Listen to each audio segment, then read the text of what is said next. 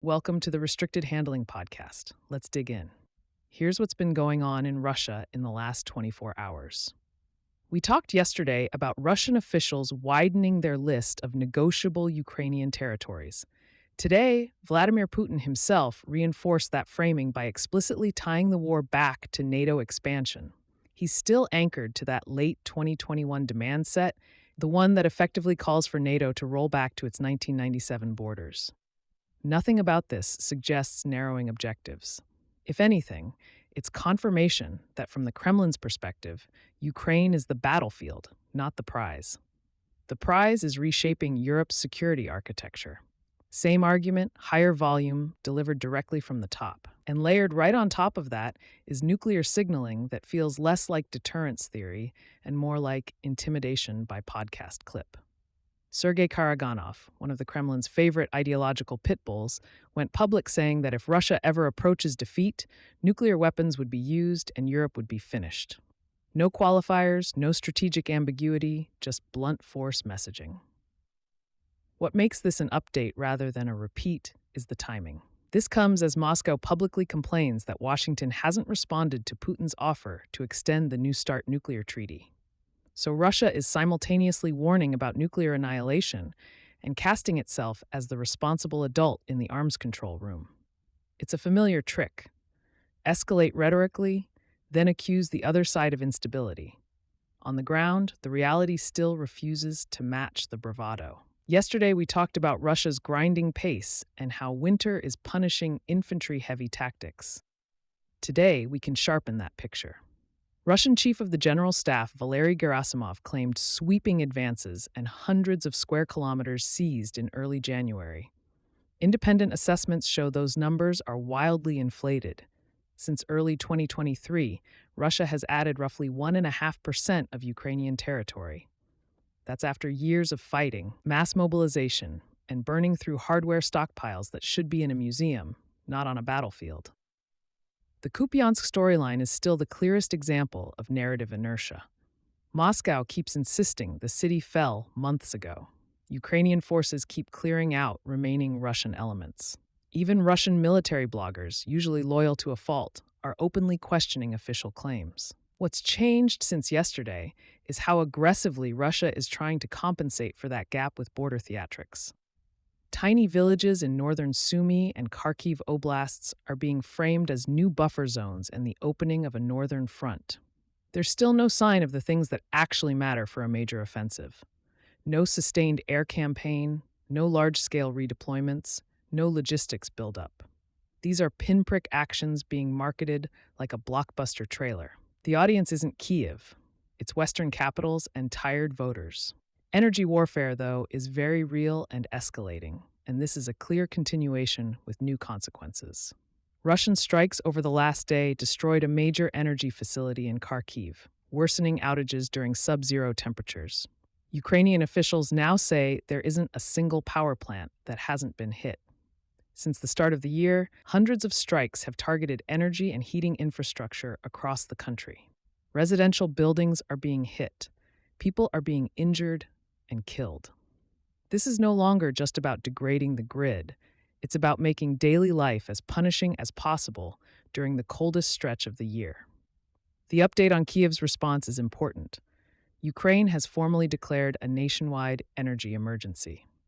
Emergency imports are underway. Curfews are being adjusted. School holidays in Kyiv have been extended.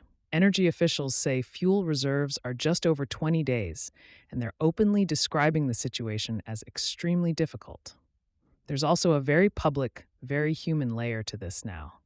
President Zelensky criticized Kyiv's city leadership for poor preparation, triggering a public dispute with the mayor.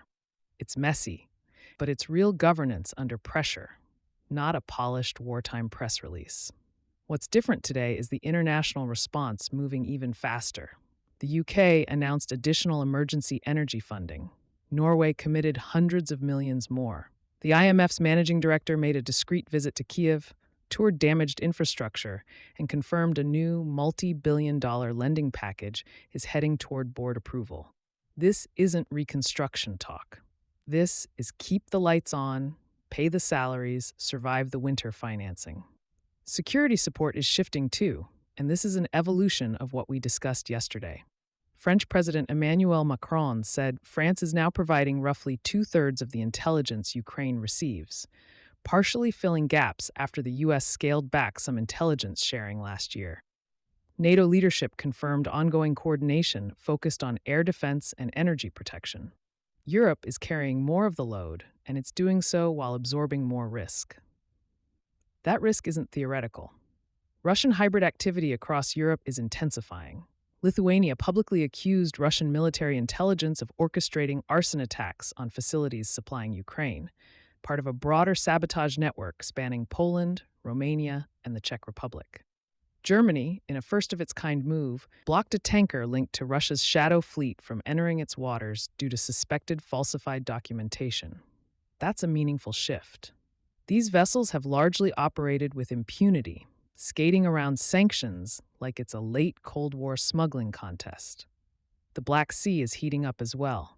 Drone attacks hit Greek-operated oil tankers near Russian ports, prompting Greece to warn its shipping fleet and pushing war risk insurance premiums higher. This is escalation by inconvenience, by cost, by uncertainty.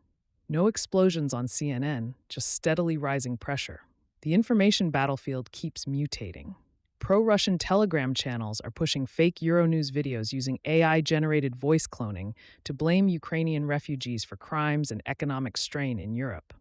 These aren't crude fakes. They're good enough to fool casual viewers and fast enough to spread before corrections catch up. It's deepfake tech paired with very old instincts about scapegoating outsiders. Diplomatically, Russia expelled another British diplomat over espionage allegations. London rejected the claims outright. Russian media continues to frame Britain as its primary antagonist, a role that seems permanently reserved now. Embassy conditions in Moscow are becoming more restrictive, more surveilled, and more openly hostile. It's a counterintelligence environment that feels less James Bond and more Kafka with wiretaps. Inside Russia, the stress signals are louder today. Customs revenues dropped sharply last year, punching a hole in the federal budget. Oil and gas revenues are down thanks to discounts and lower volumes. Regional governments are hiking enlistment bonuses again after earlier cuts didn't deliver enough recruits. Automatic military registration is expanding, including minors.